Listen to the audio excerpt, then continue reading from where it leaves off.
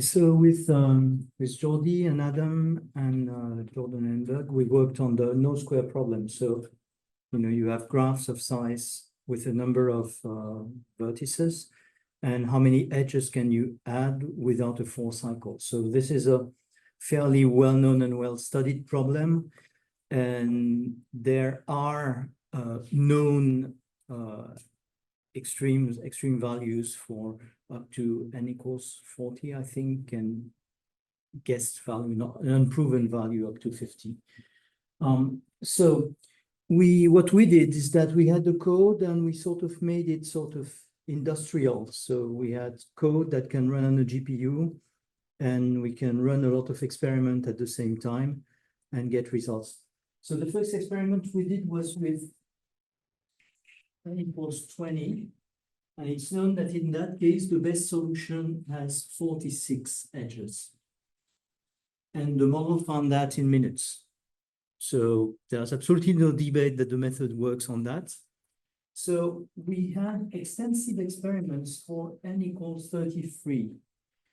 So I repeat the method we use. So basically what you do is that you generate random graphs. Then you do one step of local optimization by, you remove the full cycle and randomly try to add edges. At the end of that, you get a sample that you use to train a model to generate more of the same data, so a generative model. And then you repeat the operation. So you get the new elements, you go through a local search, you keep the best, and you fine-tune the model on those. And so you have several generations that appear. Okay, so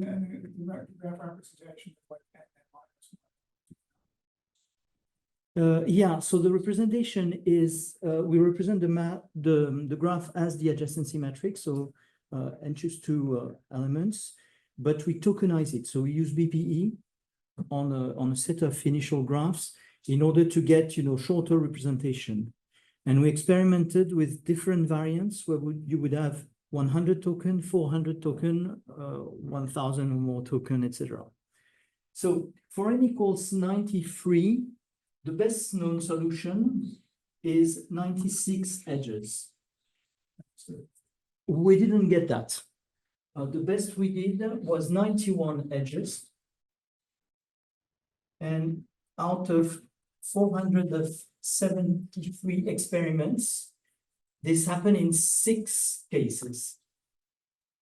Okay, so we found in 6 experiments out of 400, we managed to find 91 edges. The interesting thing is this has been running for a day and a half. We started the day before yesterday evening, and this is at 10 this morning, just before the meeting. And yesterday, at the same time, after 12 hours running, we had 2 of those. And today we have 6. For the 90 edges, which is the next best we can find, I think we have 63 now, experiment that found those. And we had 20 yesterday.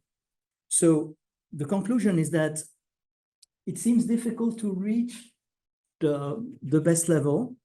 But even in those sort of rarefied areas of the search space, the models still improve over time. Did you look at how far these solutions?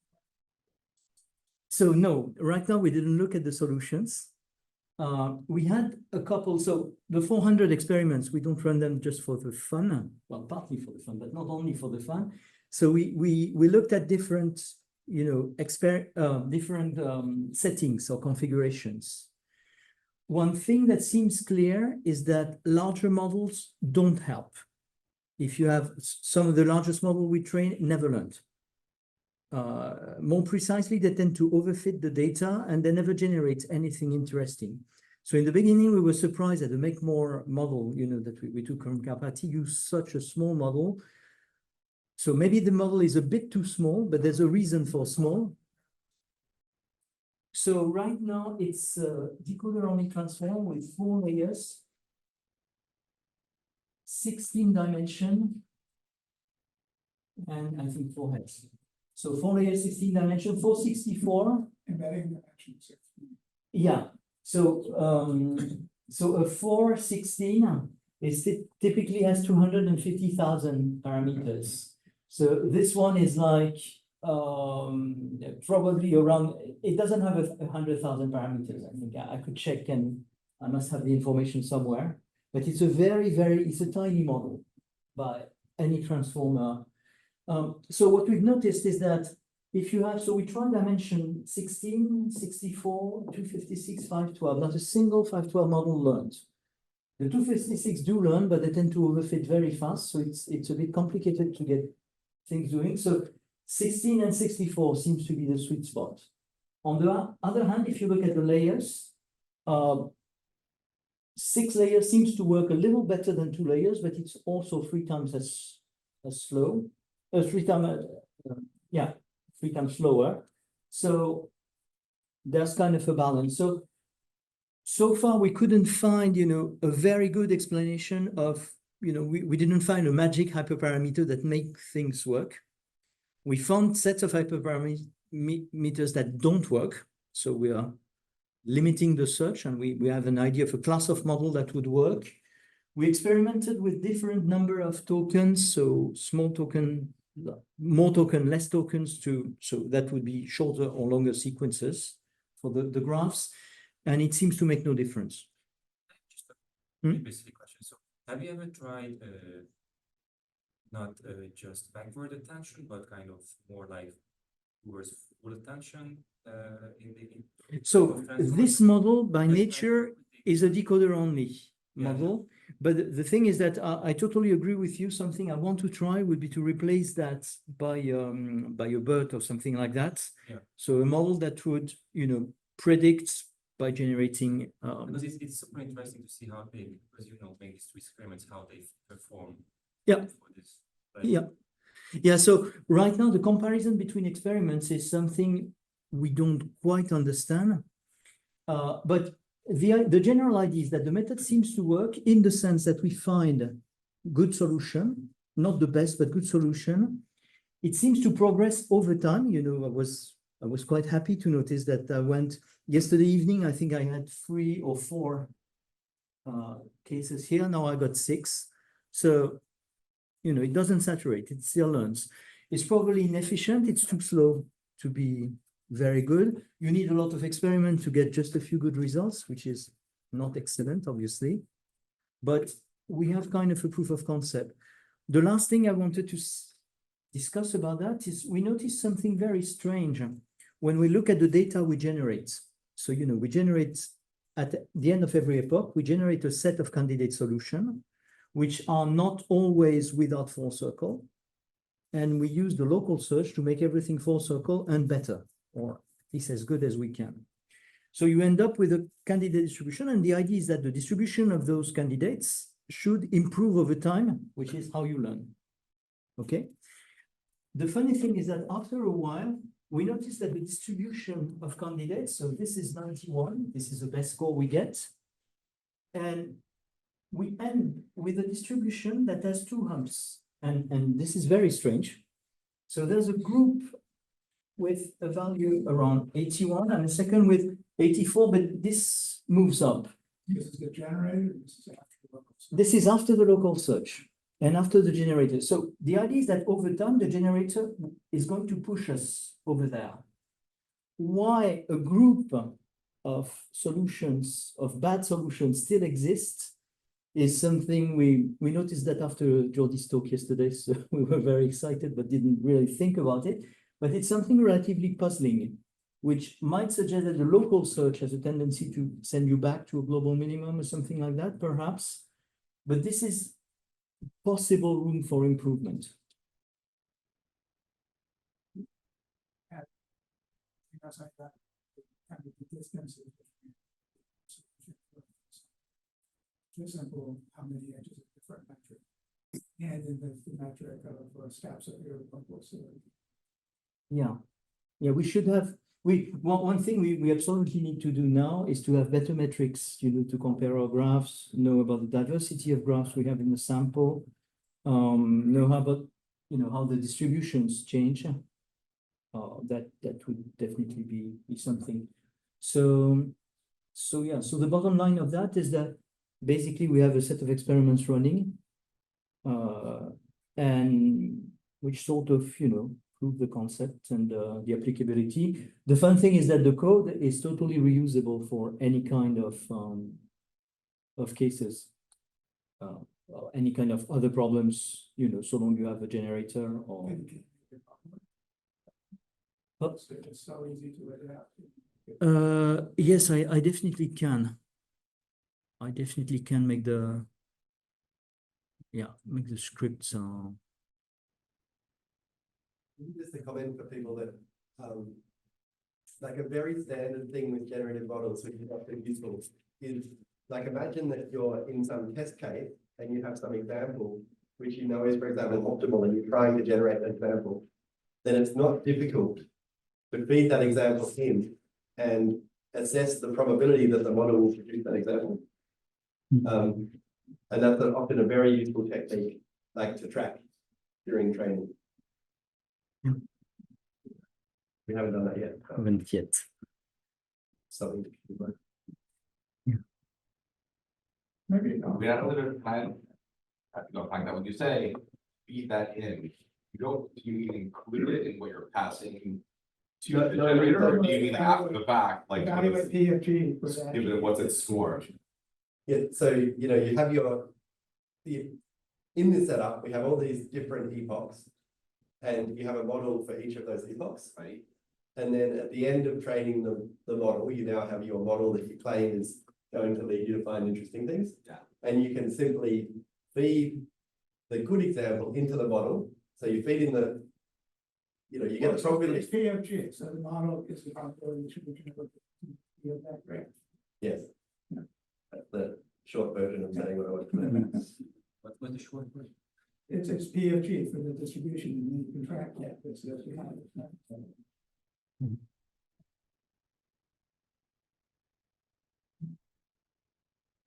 Maybe this is also a good point, is it's saying where the question, I suppose, you try to multitask and have the same model also predict other things about the graphs. It's a model retrained in that way, say better at solving problems like this.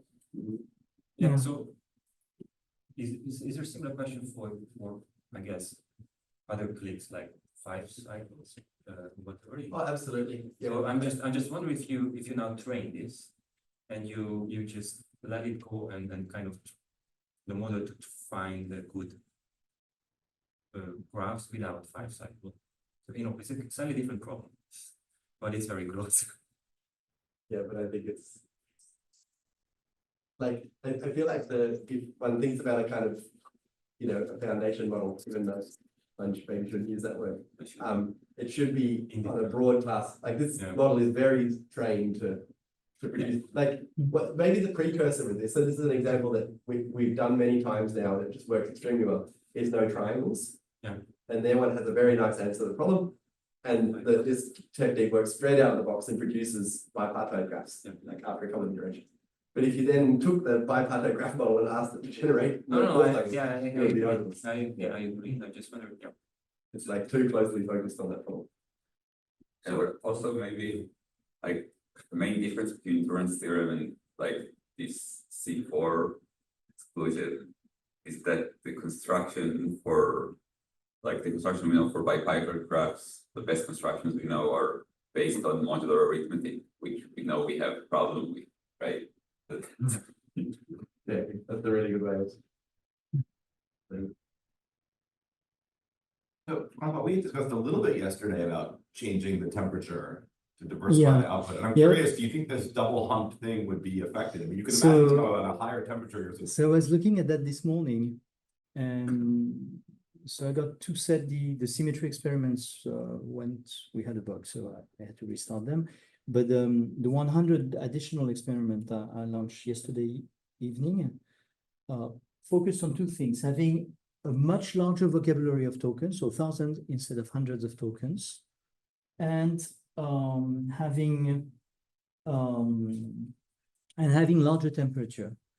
And what I've noticed is that I got a few more good experiments out of that, but it's not massive. So it doesn't look like the temperature is really changing everything. That was what I was saying in the beginning. We have found bad areas of the search space, like having too large dimension for the transformer doesn't work.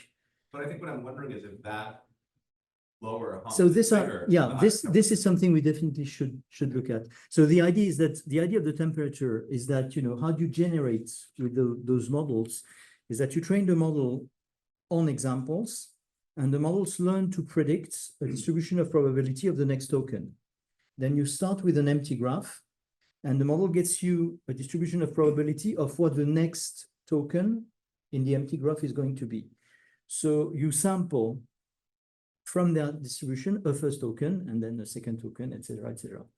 So the way you sample it is before you sample from the probabilities, you do a softmax, so you increase the high probability and decrease the low probability, and the temperature says how much you decrease or increase.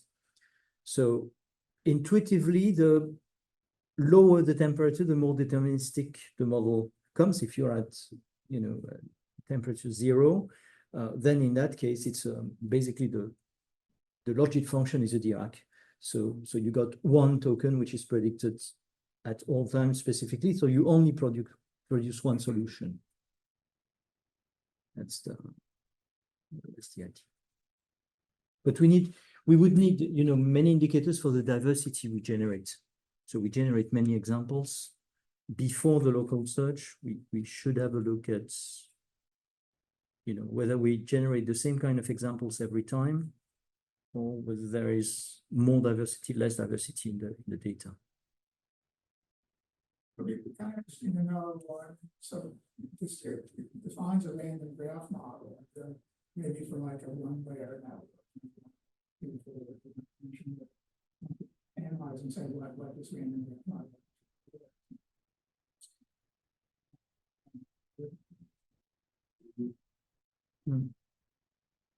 It would be a little complicated here, even if we had a simple model, because we're not generating edges. We're generating, you know, tokens that represent the adjacency matrix.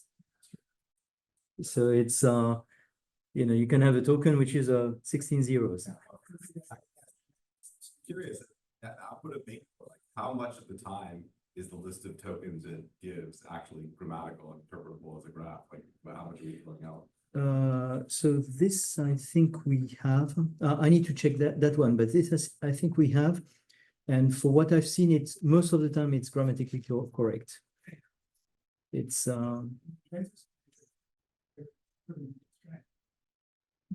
Right, but when you tokenize and turn it into a string of tokens, you have all these tokens that represent like differently strings of 1s to 0s, and a priori it's like, because the only grammatical constraint you have here is that the sum of the 1s and 0 must be enters 2. So it's basically a constraint on the last token. You see? Yeah. This is not automatically bias the generation to one kind of tokens. So if the constraint is always on the last token, doesn't it automatically give one sort of? So that's sort of the bet with so the way you can think of the model once trained. So the generating model, it's a conditional probability model. So every time, you know, the logic, the probabilities you get and that get through the softmax with the temperature correspond to the distribution of the next token given the previous one. And you start with the previous token with not an empty, but you have a begin token, which is, you know, a standard, and you predict from that. So you could say that if you have low temperature, the first token is relatively constrained, but as you move in, you know, you're going to get more and more and more diversity because you're not sampling from the same distribution. As soon as the first token change, the distribution of the second token changes a lot. So, but the idea that we are training on a GPT model, so on a decoder-only model where tokens are predicted from the previous one during training is possibly not the best idea we could have. Probably if we had a, you know, an encoder that went both way, a BERT or something like that, that would work. that might work better.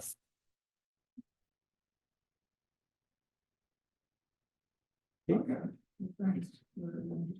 Now, I'm hoping we can get, with the screen of this computer to show up on the projector. This screen. Yeah, Sure. that would I think be. the easiest would be you to share your screen, maybe, and then it will appear. We can show this Yes. one on the projector, then whoever the projector is. We're gonna have a remote presentation. Right. There's-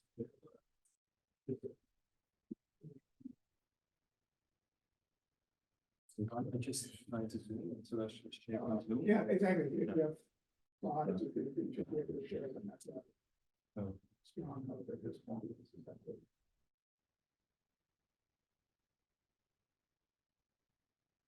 So we are connected. Sorry, just. So we got that onto the screen. The projector is on. Because it was very confusing. And maybe, no, I think the name is not. Good for that. No, Maureen is until today. This is the HDMI, right? Okay, let's try it.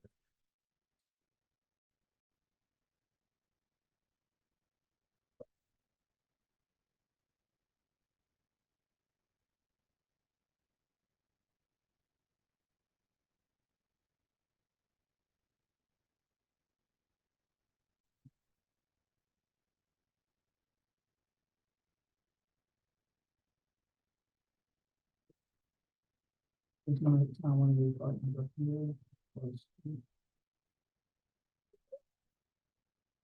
Okay.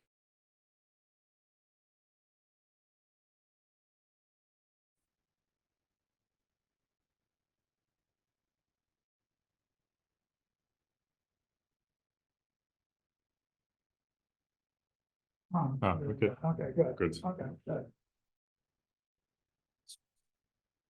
It will screen.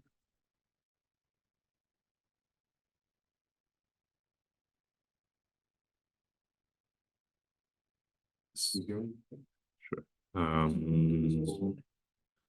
Side speaker. Yeah, I just maybe, oh, yeah, right, yeah.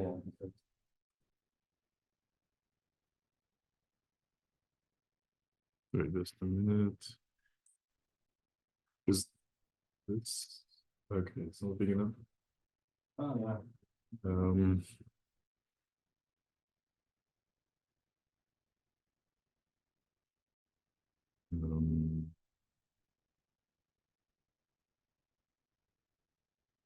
I don't know what I should do actually. Oh.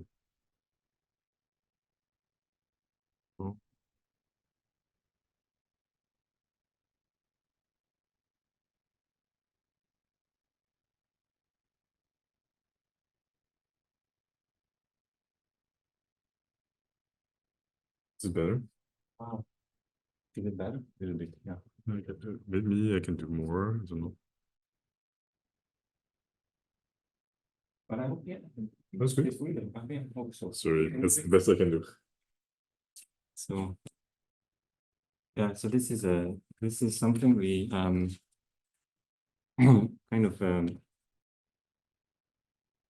ongoing work which we've been working on for a couple of years now, and hope trying to I wanted to finish the first draft this week, but yeah, hopefully it comes out soon.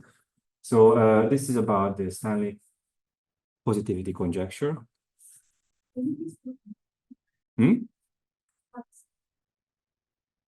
Yeah, so it's still, you can't read it, right? Yeah.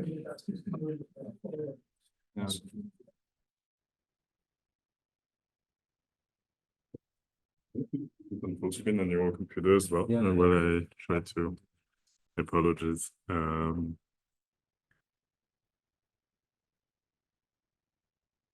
Okay, that should be.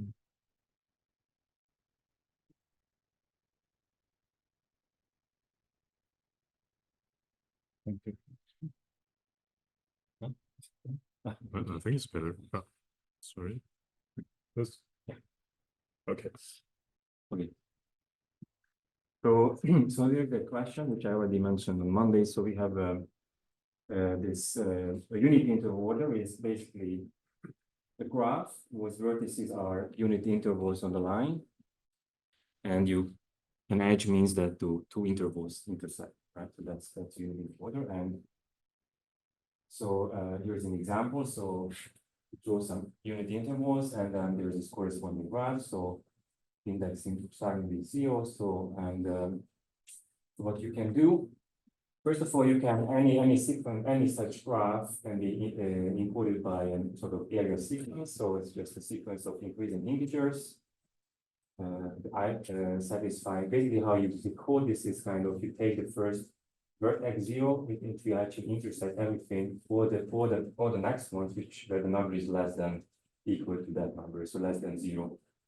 So this one intersects the next two. This one intersects the up to this one, so the next two. And this is index number 2. This will intersect only this one because this 3 is bigger than that. So this 2 will only intersect this first one and so on. So there's this way to encode any unit interval graph as a sequence of increasing integers. So this question is about good colorings of this graph. So you have this graph, and then the good coloring is when actually you associate colors to each vertex, and then no adjacent vertices have the same color. So this is one example. This is three colors. And for any coloring, actually, in this case, 3 colors, you can associate a monomial. So if we associate, you associate for each color one variable, in this case, X red, X blue, and X green. And we form the monomial, which actually the exponent is the number of vertices with that color. So that's so for any coloring, you get a monomial. And now you take all possible colorings and you add these monomials up. And by coloring, we mean this any kind of function from the vertices to Z. So in fact, this is kind of an infinite, you can introduce infinitely many variables if you like. It doesn't really change the question, but the point is that you take the sum of all colorings of these monomials, you get a symmetric polynomial.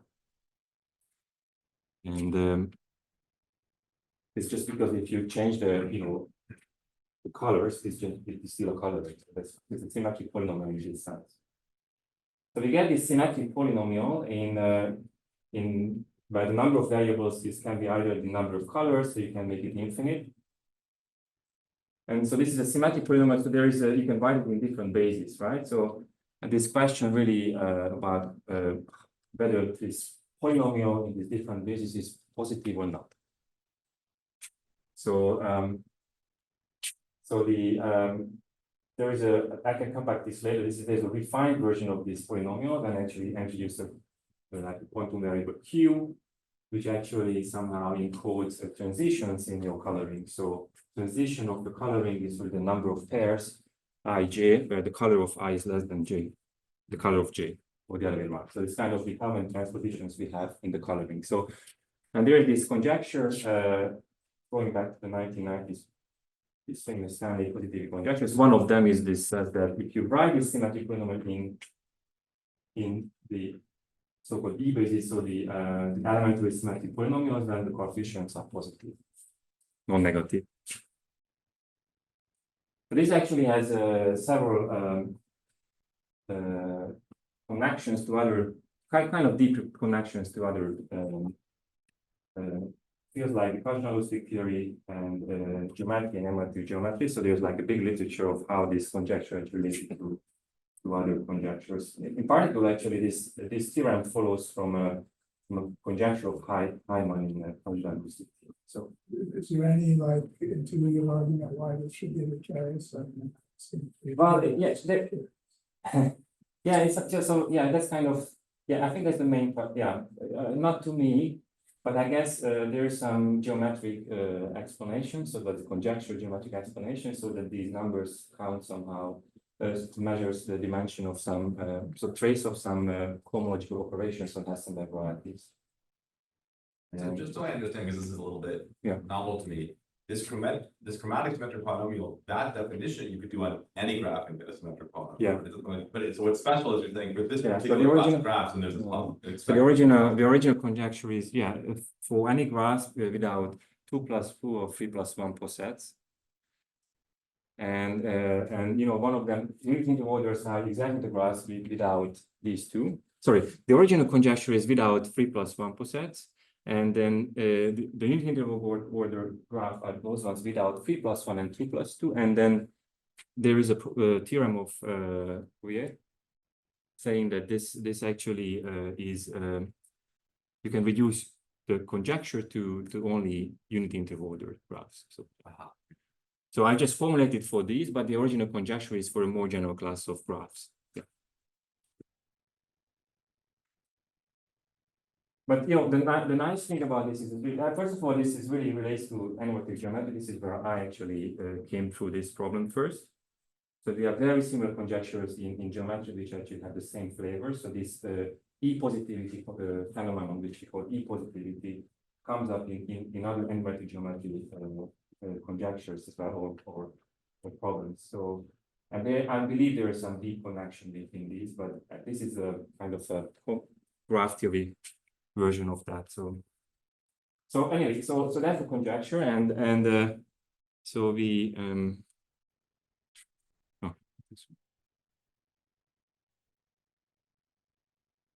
yeah. So what's the machine learning approach? So you see that this is actually so what we could learn. So you see that the data which you have is kind of linear data, which is a sequence of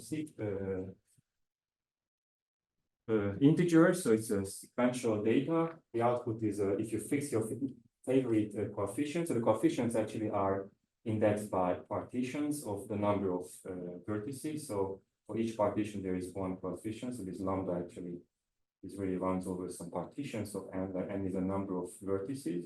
So the number of intervals in this graph. So if you fix your favorite partition, you just really want to learn one coefficient and prove that coefficient is positive, right? So and it's kind of a nice, you know, this is the setup where you have an input is a sequence, the output is a number. So can we do this using supervised learning? That's kind of an immediate question. So the first approach should be, and so we is to learn this coefficient from the UIO. Kind of this is a sequence to sequence model. So we tried a few generative models. So not just generative, but kind of we started with some feed-forward networks, and then what we tried really is a full attention type of small GPT model. So this bird type model. I'm not sure this is good. It didn't show very good. You know, like so the problem is that this is something which we did not explore enough. So and that's kind of if one of my suggestions here could be like this is something which is super interesting to study using some sort of these generative models. How can it learn these coefficients? Because especially in the refined version, which we don't know anything really about. So this is one approach, right? So it has, I guess, and I believe that there is a big potential there. So this could be a straight algorithm to get these coefficients with this sum. And that's the bottleneck here. So that, yeah, exactly. So there's this how you calculate the real coefficient. So how get this again. And that's kind of it's on the mercy. Kind of I think we can generate a good enough training set. So there is a way to compute that. There is this Stanley G homomorphism, and from the G this technique actually there is a way to can. So the way how we actually calculate the coefficients is actually what I described here. Some sort of counting cycles in the interval graphs satisfying certain properties, and there's a combinatorial formula actually for the coefficient. But this formula actually involves like count these objects, and then you subtract the number of these objects. It's not positive. Do you know off the top of your head what's the complexity of that point on the computational?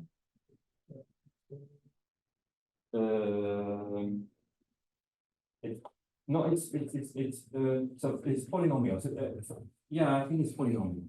Okay, so it's polynomial. It's polynomial, but so the number of the number of UIOs on n intervals is the nth Catalan number for this reason, right? So it's kind of polynomial.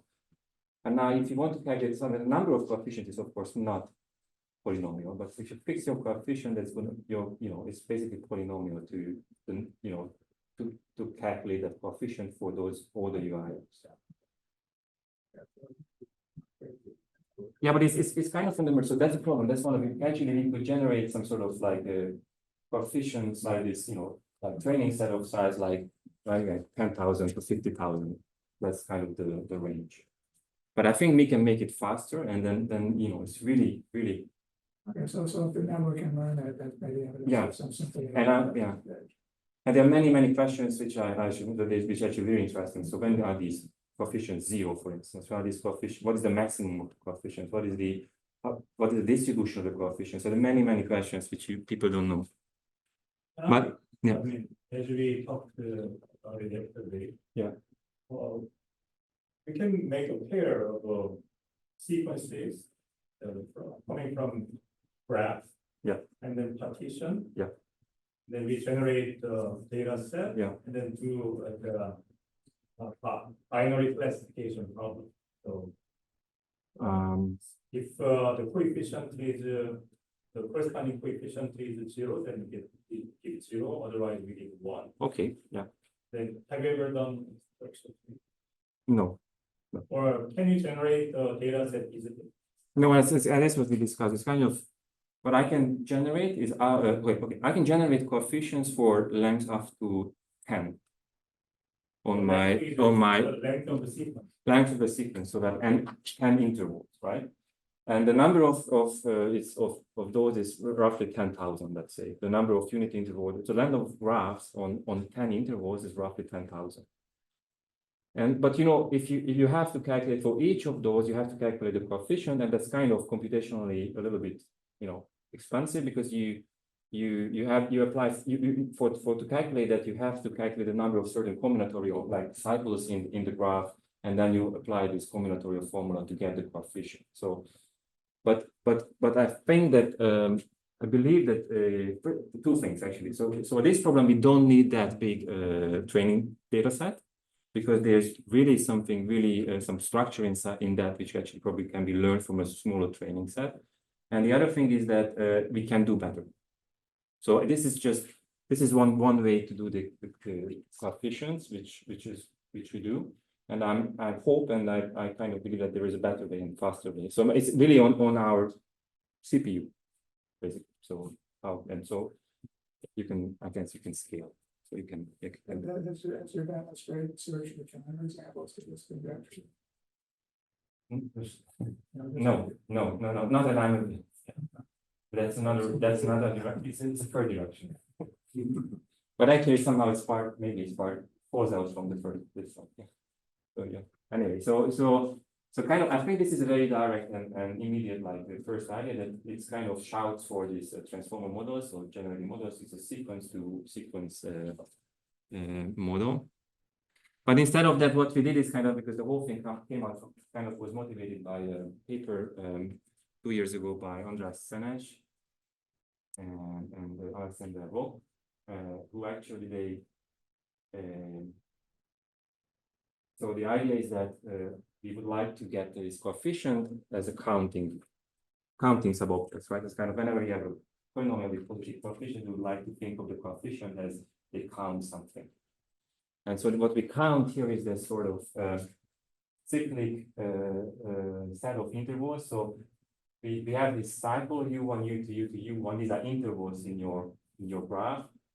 It just means this array means that U is either to the left of V or U intersects V, right? So there's this cycles inside the unit interval, so you kind of each consecutive interval intersects with the previous one, or you can jump, so you can actually you write it this way, and then but you also have to be able to come back. So it's kind of, that's a cycle. So that's an Escher, what we call an Escher. It's an Escher is kind of a length K, is a K intervals inside your unit interval where you have this cycle structure. And then you can talk about Escher pairs, for instance, or Escher couples. Those are just Eschers which do not share intervals. So the idea is that somehow this C lambda, so the coefficient corresponding to this partition lambda, should count sort of good Escher tuples satisfying some conditions, some combinatorial conditions. And then so you know, this is the way how we calculate the formula. So Stanley actually has this theorem which basically says that, for instance, for pairs, the coefficient corresponding to the pair ij is really you calculate the number of, you count the ij Eschers and you subtract the number of I plus j Eschers in the graph. It's a very simple thing. It's like, and it was, you know, until 2 years ago, it was unknown why this number is positive. So it, you know, so in full generality. So it's only 2 years ago when actually we know that the for pairs of coefficient is positive. So, but you know, like just look at this formula. So what you have to do, you count the number of ij Escher, so Escher pairs of lengths I and j minus I plus j. What you would like to do is kind of a map from one to the other, which is injective. And that actually suggests this other approach. It says that if for each pair, Escher pair, we can actually associate some sort of cores, sort of numbers which measure how this pair can be concatenated. So it's kind of splitting and concatenation properties. And so we somehow try to describe these good Eschers, which means that they satisfy some sort of numerical relations between these core numbers. So for instance, for pairs, you can easily get this is actually given by this machine learning. I'll explain the next slide. So Cij, so that for pairs, the coefficient is really just the number of Escher pairs, EUV, such that the first splitting point is less than the first insertion point, and the splitting point is bigger than 0, whatever you need. So in general, what we expect is that we count certain tuples of Eschers which satisfy some conditions, and this condition is actually where this machine learning comes in. So can this condition can be described by a graph, is some sort of numerical relation between these four numbers, but it's really hard to find them. I just show you an example for there is this, what we got here is that for conditions of length 3, these conditions can be written like it will describe this graph. So this means each graph is some condition on these cores, and it's just, we can read it as we have some condition between those. So this arrow means that this is smaller than the other one, this is smaller than the other one, and so on. So either this is true, or this is true, or this is true for this for the core, and that it gives you, if you count the number of Eschers satisfying these conditions, that actually gives you the right. So in some sense, what we get is kind of a conjectural machine learning theorem for all triples where there's a repetition. And this really funny thing is that we don't have a exact solution for, like, for instance, the 3, 2, 1 triple. So for that coefficient, so in this case, you have like 132 UIOs. And the sum of the coefficients for this is really just 286. If you add all the coefficients for these 132 UIOs, it's a very small example, 3 to 1. So here the number of intervals is 3 plus 2 plus 1 in this case, so it's just 6.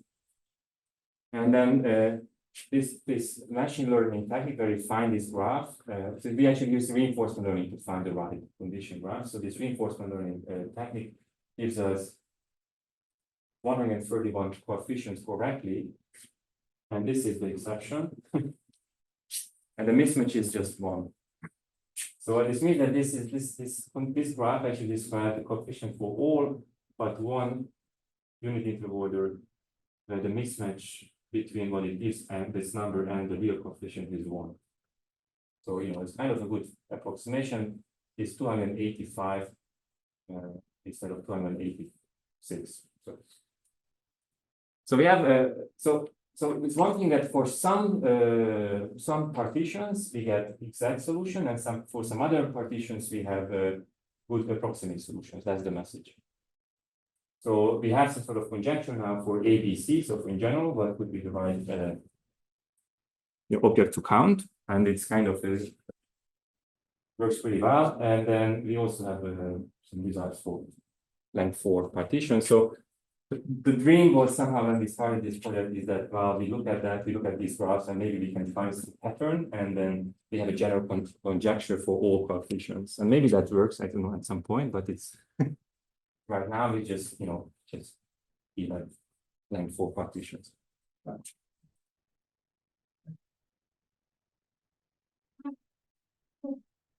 I wasn't sure exactly what were the precise questions. Yeah. So in the beginning, there was this conjecture that you wanted to do.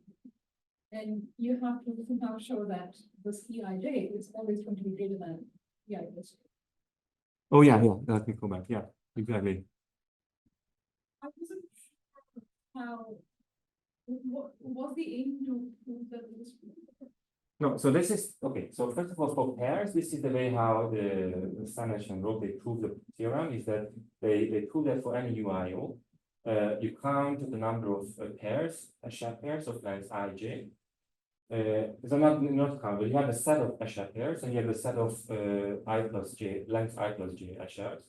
And they actually define a map from the length of I plus length I plus j. So you have an I plus length I plus j Escher, you have then how you get an IJ pair is just a splitting question, right? So can you split like a length 5 Escher into a length 2 and a length 3 Escher? And there's a simple theorem that says actually it is always possible. So you can split a length 5 Escher into a length 2 and 3.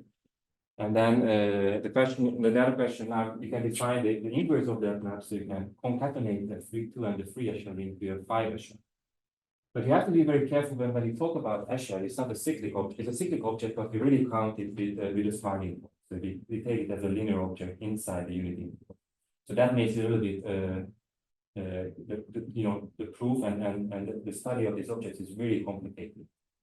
But, this suggests that what we really have to study even for longer partitions is sort of splitting concatenation properties of Eschers, sub-Eschers. And so what I mean here is that for any tuple, you can sort of, if you take a pair, you can actually identify sort of numerical figures like these splitting points, concatenation points, which should tell you how this pair actually can be concatenated. So what's the concatenated property? So that's the idea here, is that we remember sort of encode this property using some sequence of integers, and we try to learn the right property from using machine learning. Process only can't help you to do the reverse in the sense that because you're limited by only taking graphs that are at most 10 points. Can't you use this to reverse engineer what it should be informed by? That's 20 points. Yeah. So the problem is that the nice thing about this approach, but why this approach is really nice is that this condition graph, because it's really just measuring how, like, if you have a partition like a pair, it really depends on how these two Eschers relate to each other. It will not depend on the exact length of each, right? So what we expect, you have to get the condition, it only depends on the length of the partition and not the exact.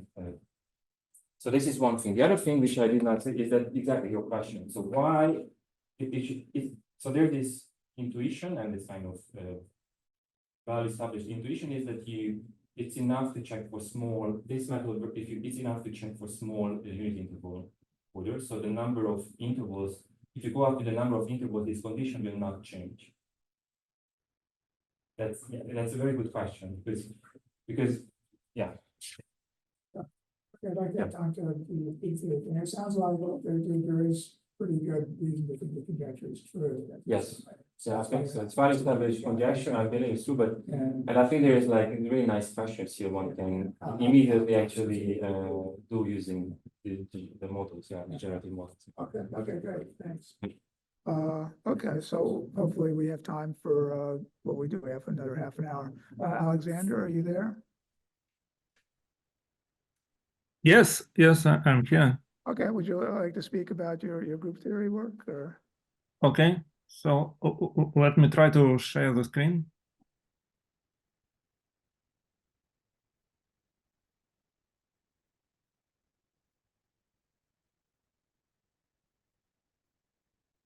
Just a moment. Oops.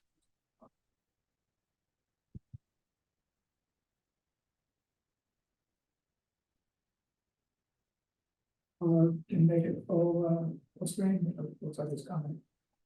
So it's good on my screen. Make it big on that side, we can see it, okay, good, we got it, great. Okay, okay. Kelly Ross, I didn't agree. Yeah, well, that was his example. Michael, I'm sorry, how much time do I have? Well, we have half an hour for, there's no sharp cutoff, but you know, the section in the schedule to get another half an hour. Okay, okay, thank you very much.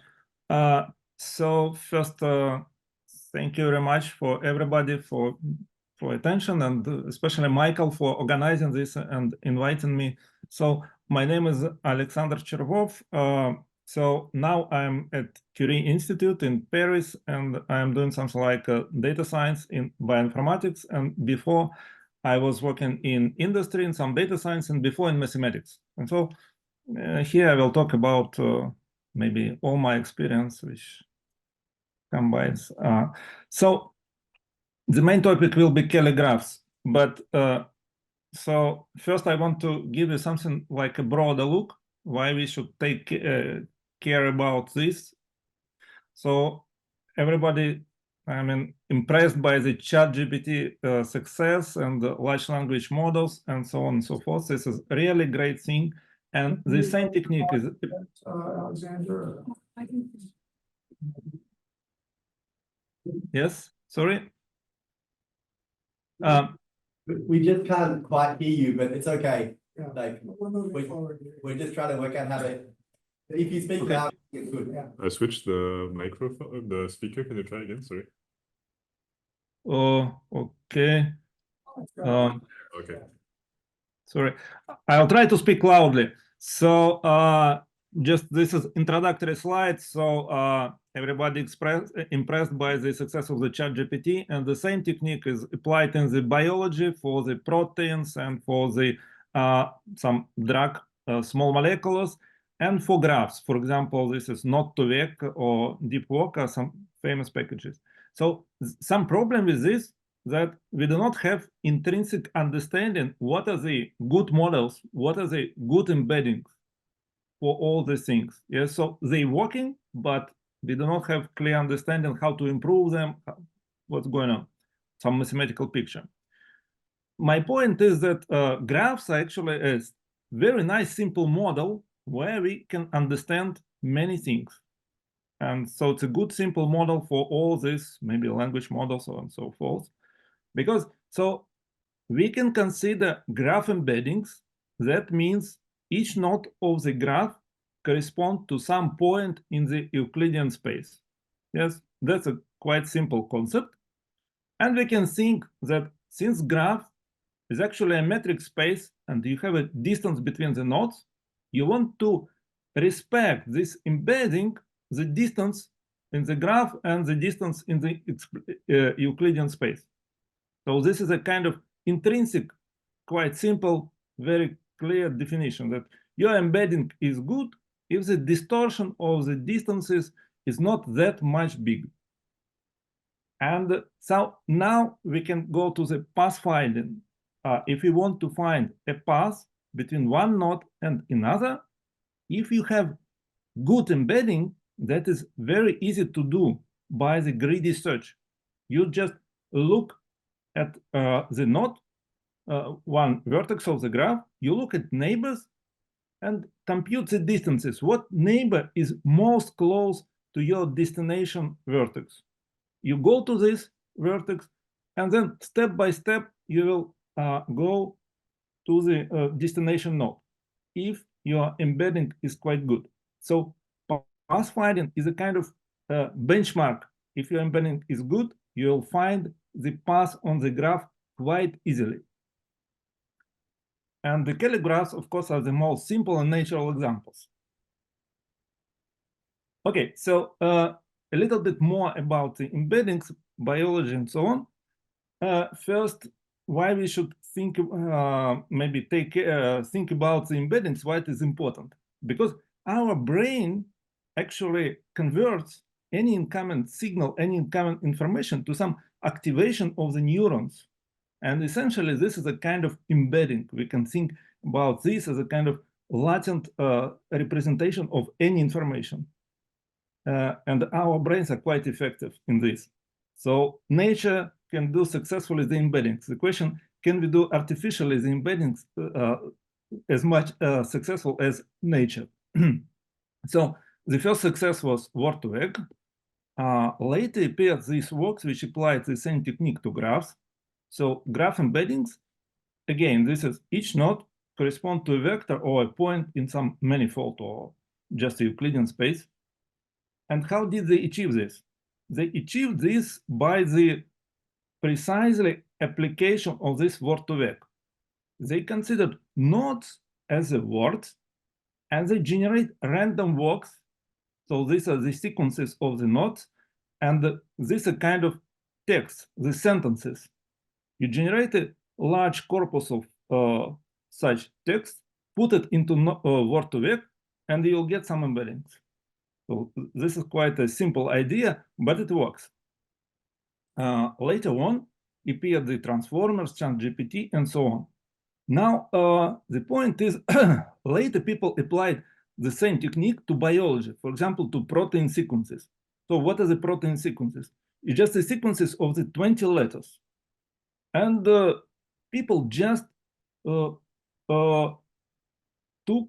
the most successful models in the natural language processing at its time and just trained on the huge database of the proteins. And just they found that one of these models is quite successful. So it was done just by the trials and just you train the model and look how it works or not. And finally they found that one of the models is working, but there is no clear understanding why we should choose this model or another model or how to improve it. And so these techniques are quite successful. So for example, now there are some challenges in data science to predict protein properties or predict the drug effects for cells. And almost everybody, almost any team applying these protein language models or chemical language models. And so these techniques becoming a standard in bioinformatic applications. So, and one of the challenges, we took the second position and also we applied the this protein language models technique. Okay, so now let us speak about the graph embeddings. So again, the idea is quite simple. For graphs, we kind of think that we know what is a good embedding. The good embedding if the distortion of the distance is not so big. That means you have the distance on the graph and you can measure the distance in the Euclidean space. And you want that these things kind of correspond to each other. Of course, there are some mathematical theorems that say that isometric embedding is impossible in almost all cases which you can imagine, but it's not a big problem. We can think that we want to find the embedding which somehow minimize the distortion. Yes, and if your graph is not so big, you can easily write what's going. You can easily write some functional to minimize, for example, like this. Or you can minimize it, and you'll find some embedding.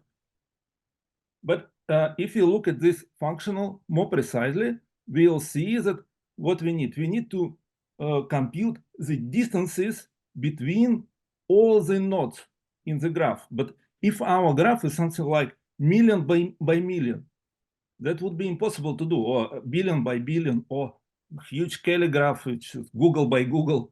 So this is impossible. So the idea is quite simple, that we want to find the embeddings which distort the distances not so much. If graph is small, you can do it. But if the graph is big, so the naive methods will not work. Now, so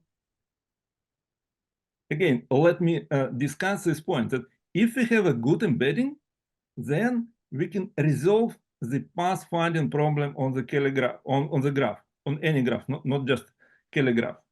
Just we can do the greedy search. Another interesting thing, that if we use a beam search, then we have something like quantification how much our embedding deviates from the good embedding. So beam search is quite a simple thing in the graph setting, at least, that we will always keep some number of the nodes. So we need to find some path from the, for example, starting node to node D, and at each step we choose not the best node, but several nodes which are close to our destination node. And we on the step of the algorithm, we compute the neighbors, compute then the distances to the destination for all these neighbors, and we choose some number which is beam width of these nodes which are most close to the destination. And we do each step. So we kind of restrict our memory by some constant size. And this constant size gives us a kind of estimation if we how good is our embedding. If our embedding is very good, we can find the path just taking the beam width just equal to 1. But if it's not so good, we should take something like million or I don't know 100,000, something like that. Now about so how to deal with the large graphs and the extra large graphs. So this idea of the deep work or node to vec, it was the following. We take a graph. So first we initialize the embeddings by random vectors. Then we run lots of random walks, and we train the neural network such that embeddings of the nodes which are close to each other will be close in the embedding space. Also, we use a contrastive loss, which says that the nodes which are quite far from another will be should be quite far in the embedding space. And this approach works for not for maybe several thousands or 10,000. So it depends on you how many GPU you have. This approach is working for much larger graph than the first simple approach. But now, if our graph is something like extra large, imagine a Cayley graph for the Rubik cube or something like that. For example, the graph of the states in the Go game, which is 10 power 170, something like that. So the first approach of node to vec in the book, it is impossible to apply in such situation because of the random initialization. So you initialize the embedding for each node by random numbers.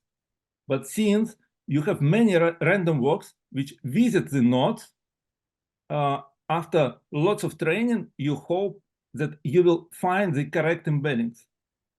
But if your graph is very huge, there is no hope that your random walks will visit all the nodes of the graph, if it's maybe more than atoms in the universe. So what people are doing, for example, what is the approach of the deep learning or AlphaGo or something like that? The approach is the following. So we need some assumption that our graph, in some sense, is coordinatized. That means that for each node, we have some, we initially provided by something like a vector or a string or a matrix in some non-random way. If you think about the Cayley graph for the permutation groups, that can be just the permutations or the matrices for matrix group. In Sergei Gukov's paper, these are the strings defining the relations.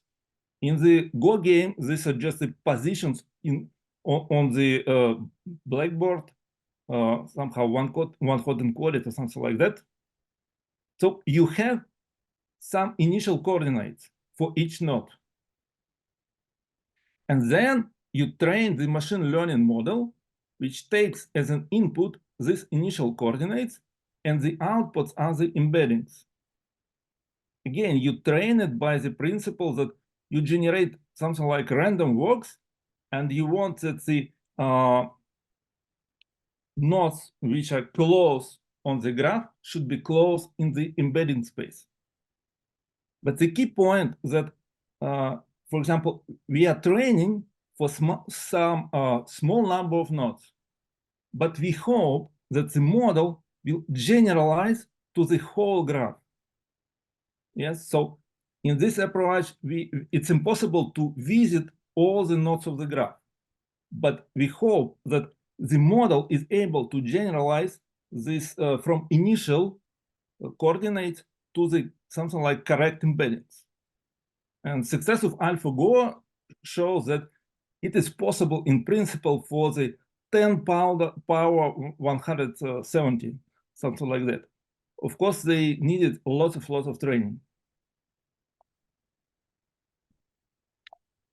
Oops. Now, let me a little bit switch the context.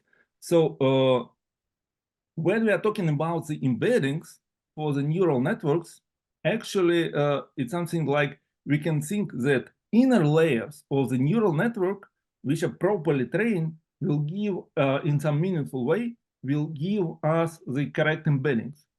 The precise way of training or what layers we should take, maybe it's not that much important, at least at the beginning.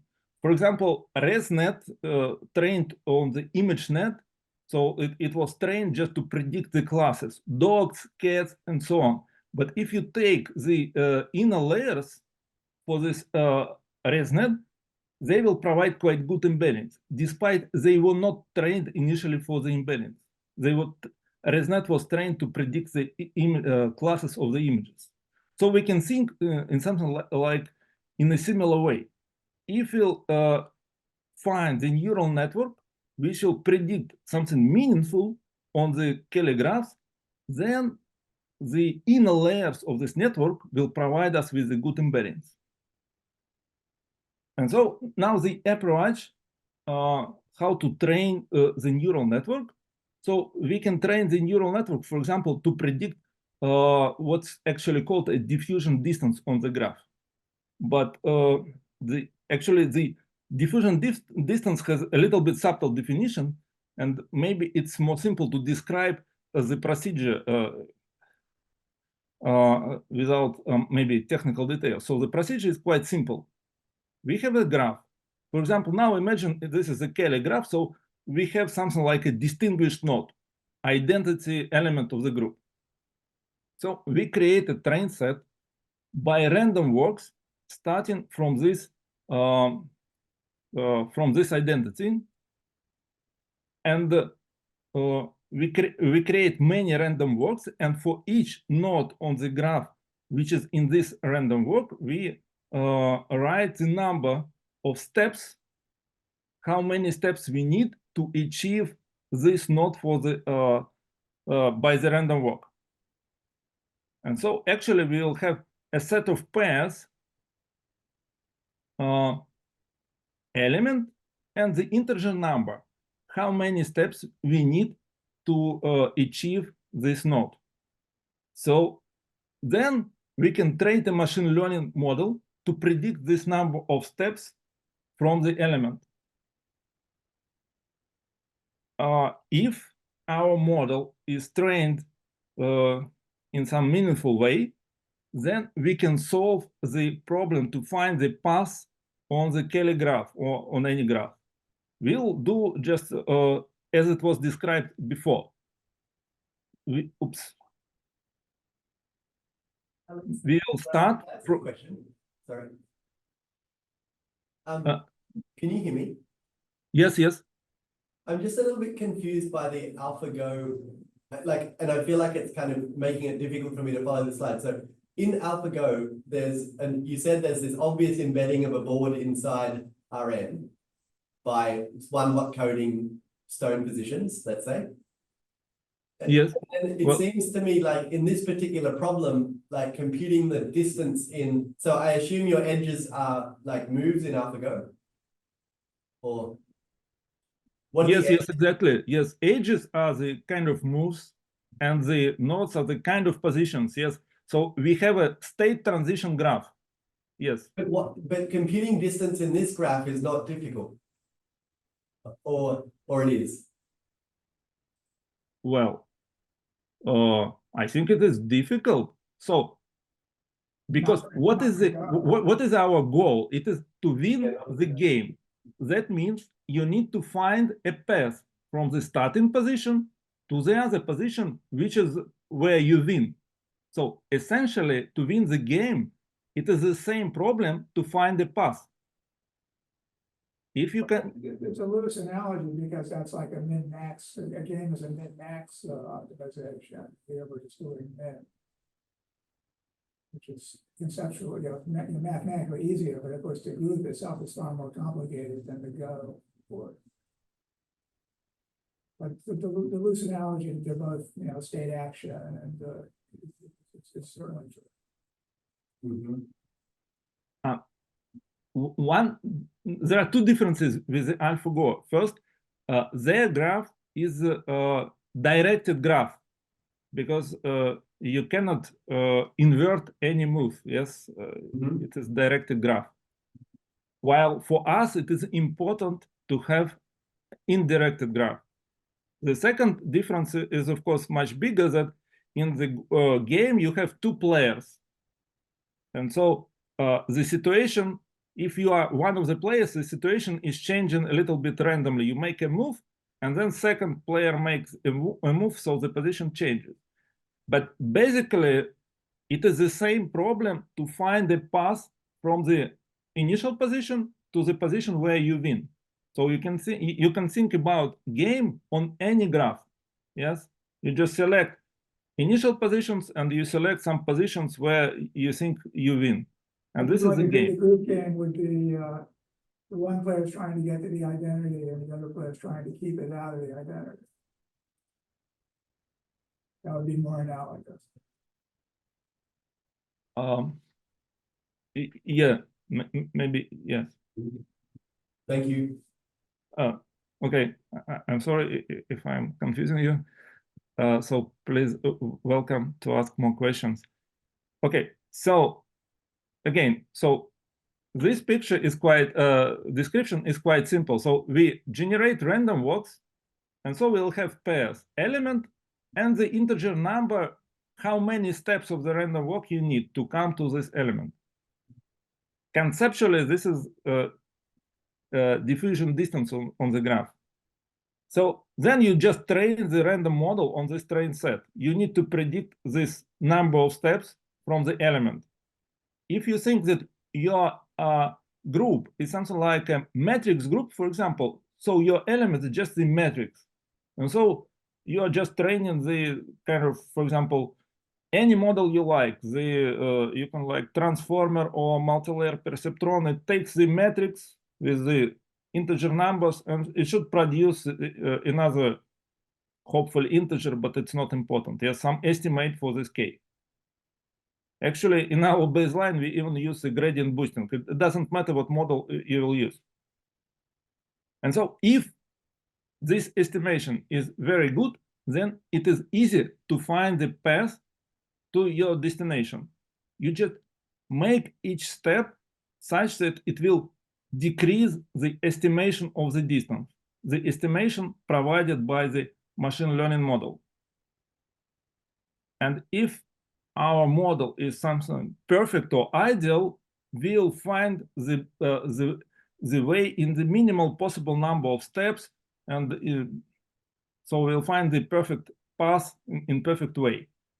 But of course, for practical purposes, your machine learning model will not be perfect. And so we will need some graph algorithm to overcome the problems with the model.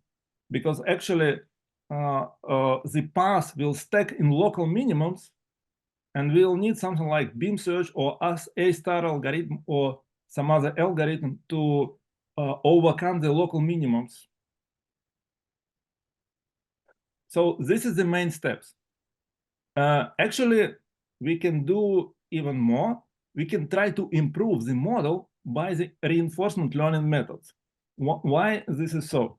Because so essentially, reinforcement learning technique allows us to find the solution of the Bellman equation. But the distance on graph satisfies the very simple Bellman equation. So the distance to some element is 1 plus minimal over the neighbors of the distance to the neighbor. It's something like very trivial, but this is the example of the Bellman equation. And so if you run the Q-learning algorithm or another reinforcement learning algorithm, there are something like theorems that they will converge to the solution of the Bellman equation, which is the distance to the identity element in our case. So if this would work, we will find the path in something like in a perfect way. But of course, kind of these theorems, as far as I understand, they are not for the neural networks. They are for the more simple cases of the reinforcement learning, where you have something like a not so big number of the elements. So in practice, I don't think, so we have tried several methods, but of the reinforcement learning, it's not yet successful for us. I think you've explained the idea clearly. You have results, right? On some groups, right? Yes. No, we are still trying. I think we will achieve some improvements by reinforcement learning, but it's not yet. What kind of results do you have? So if we consider some not so big graph where we can apply without neural networks, but the standard Q-learning algorithm, which is a kind of table-based, then we see that if you start from the initialization obtained on the first 3 steps, it will quite fast converge to the ideal distance. And the convergence will be in number of steps less than diameter of the graph. I'm not sure this is proved, but in our simulation, this shows like it's something like quite reasonable. So if you have something like a finite graph and you apply something like a kind of Q-learning algorithm, it will converge to the actual distance on the graph with the number of steps less than diameter of the graph. The only thing we observe that we need that the initialization should be positive. If we have negative numbers in the initialization, then we need more steps. So you did this for permutation groups, right? Sorry, Michael, can you say it again, please? You tried this out. You did some simulations for permutation groups, right? Yes. Yeah. Did you have like a slide of results or?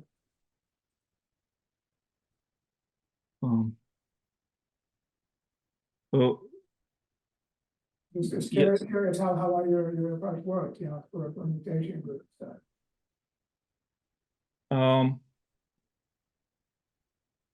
Maybe I can show the notebooks, but okay.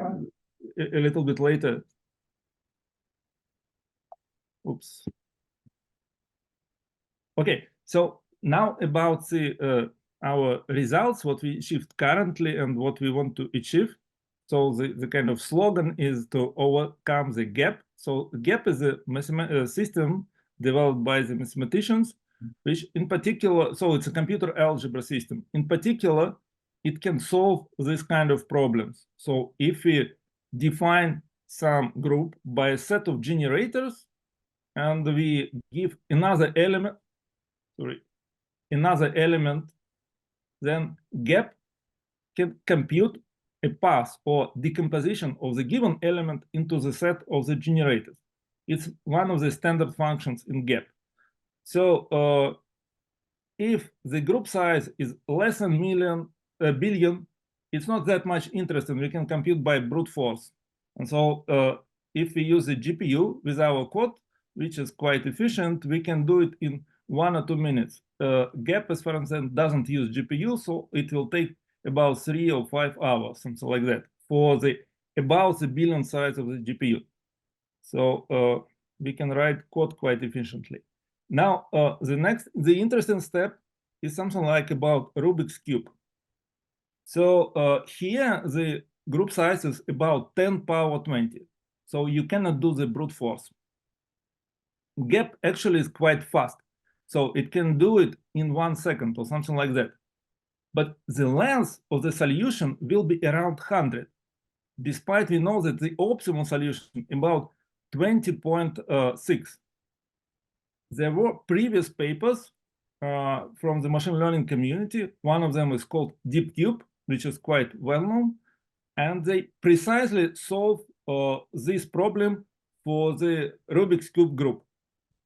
And so they show that you can obtain the solution by machine learning methods, which is average length will be something like 21.36. So it's almost like optimal length. And it's much better than which you can get by gap. But gap gives you solution in 1 second, and here is something like 40 hours of pre-training the model on the 3 GPU. After the pre-training, the solution can be found in something like, it's not 5 seconds, but 50 seconds. So we kind of try to compare our technique with the DeepCube. So now we see that we can improve their results in both. Our length is a little bit better, and we have less training of the GPU. And also we can say that if we'll train in something like several seconds or several minutes, we cannot, at least now, obtain the same optimal length of the solution, but it will be not that much bad. It will be still much better than the gap solution. So gap gives about 100, but we can get about 23, 28 if we train for seconds or minutes or something like that. Now about the next step, it's a Rubik Cube 4x4. It's about 10 power 40. So neither gap, neither DeepCube can do it. Just in principle, they cannot do it. So we are now finalizing the details. And so if we train our models about 6 hours on GPU, but then we can practically solve the Rubik's Cube 4x4, so 10 power 40 size of the group.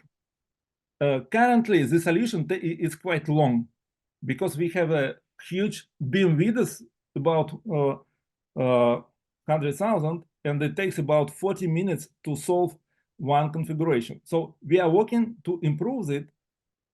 We think that it's quite possible. And so this is work in progress, and I hope we'll get better results quite soon. By the way, the diameter for the group, cubic group 4x4 is not known precisely. Recently, there was a paper from the April of this year with a precise conjecture. So the diameter is conjectured to be 48, but this is still a conjecture.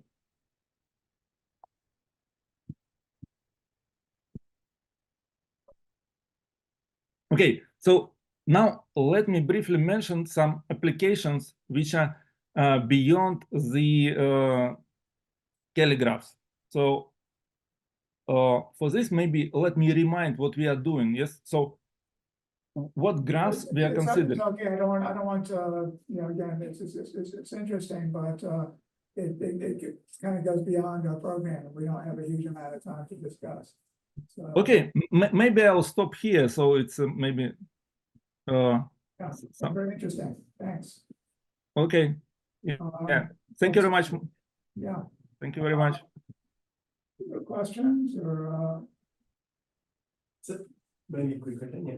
So thank you very much. This is super interesting. I was wondering, so there's very interesting questions in finite groups about like the girth or diameter. So if I give you 2 generators, what's the shortest relation that they satisfy? And I'm wondering if your techniques can shed any light on that. yes, it's very interesting. So we hope, yeah. So the one of the questions which I want to understand, this is about the diameter, how to estimate the diameter, for example. So you give the, so of course we cannot prove the theorems, but at least we can provide some computational results which might suggest us what the diameter is. So how can we do this? This is actually something like a kind of inverse problem. So here we are looking for the path from the given element to the identity, and we are making the steps improving the distance. But we can go in the opposite direction. We can start from the identity and then make steps such that they will increase the distance. So if our model is quite good, we will find the elements which are quite far from the identity. So maybe they will be near the diameter. And we can check it again by our model. So we find the candidate element, which is quite far. And then we run our model in the natural way. We'll try to decompose this element to find the path from identity from this element to identity. And so in this way, we can make something like a kind of estimation of the diameter, at least some computational experiments which will suggest what diameter can be. Thank you. You're welcome. Have you looked, we had a discussion yesterday, I put a link to the recording. There was a lot of interest in like matrix groups over finite fields or over numbered fields, you know, SL2 and SL3 and FD and things like that. Have you considered looking at those? Yeah, I think there are many problems which are quite interesting just in these slides, which I wanted maybe also to mention. So I'm not sure. So Jordan Ellenberg, maybe he is not here now, but okay. He is here, yes. Okay. So it's my great pleasure. So there is a paper by Jordan, for example, where there is the estimate for the diameter for the upper triangle groups. So we made at first some brute force computations even without machine learning. And so what we see that it seems that if we fix, for example, 4 by 4, and we look how diameter depends on the prime number. So we see it goes by the line. So in some sense, it might be that this kind of a little bit improves your result, that maybe if this is true, that will be improvement for your result. And another point, again, John have a blog post about how to explain that the Rubik cube diameter is something n squared log n. And so the explanation which Jordan provided related to the Cartier-Fouata formula. So the Cartier-Fouata is actually a special case of the Cauchy duality. And there is some generalization of the Cauchy duality where you have not only commuting elements, but some elements which square to 0. And actually there is some group, it's related to master ball puzzle, which you have some elements which are commuting and another elements which are squared to 0, which it seems we can apply this generalized Cartier-Fouata or Cauchy duality for this group, and maybe we can get some better estimation for these results. So that's one of the groups which we are playing with in our project.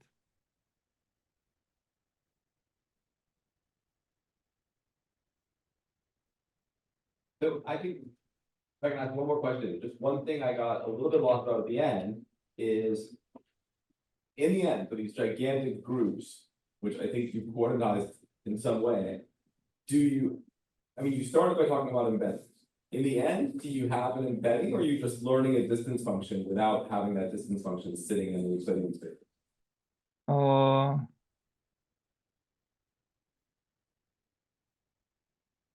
So at the moment, we are mostly take care about the distance function, but embedding will get automatically in some sense. If we are making the neural networks, we can take one of the layers as a kind of embedding. In some our experiments, we especially take care of that this embedding, this layer of the neural network should be carefully designed. And so, for example, we applied it to the finite Heisenberg group. And so here you can see the picture which we get.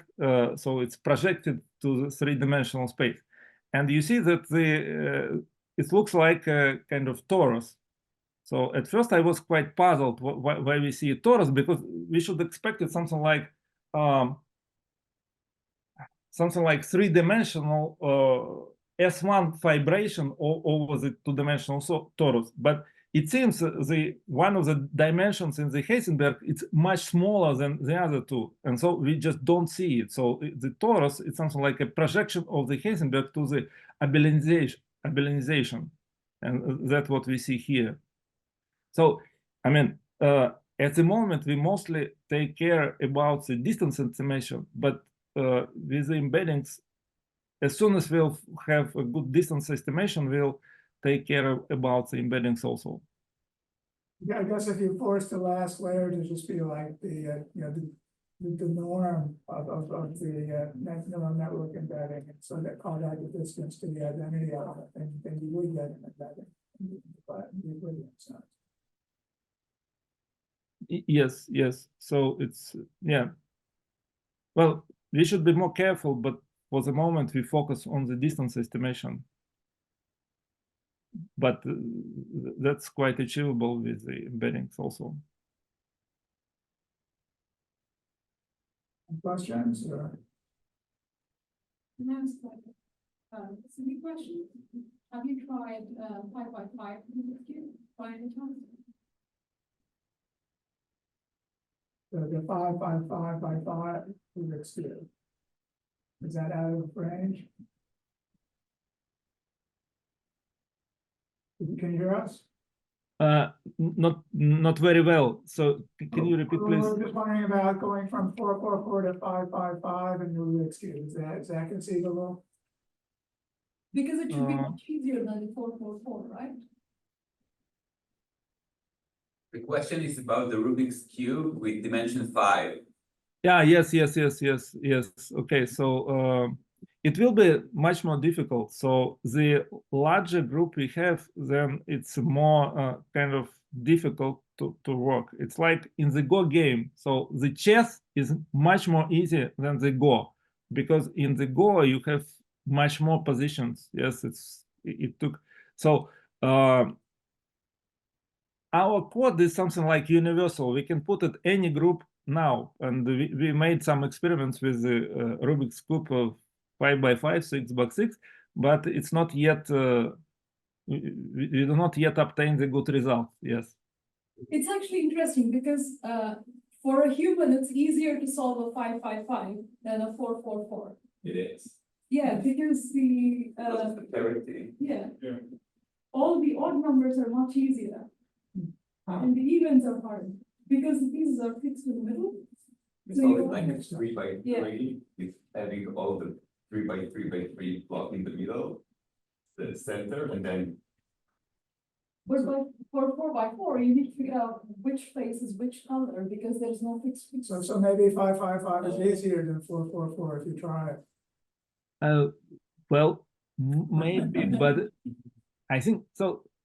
It's kind of easier for human, but if you because there are some special tricks, yes. So we want to make something like universal, which doesn't depend on the particular structure of the group. So such that we can send any generators and that it will work.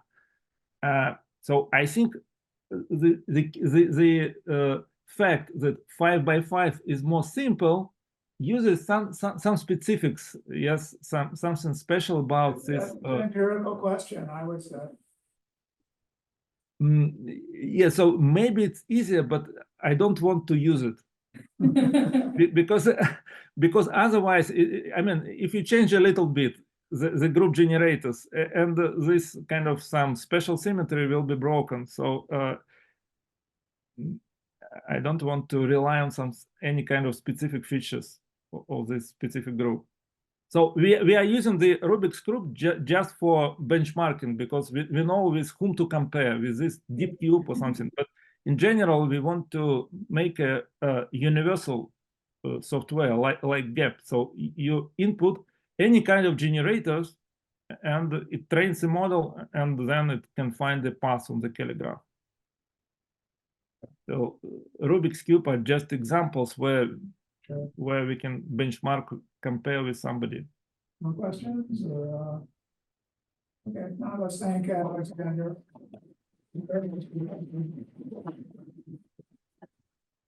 Thank you very much. So I guess this concludes the schedule of the activities for the first week.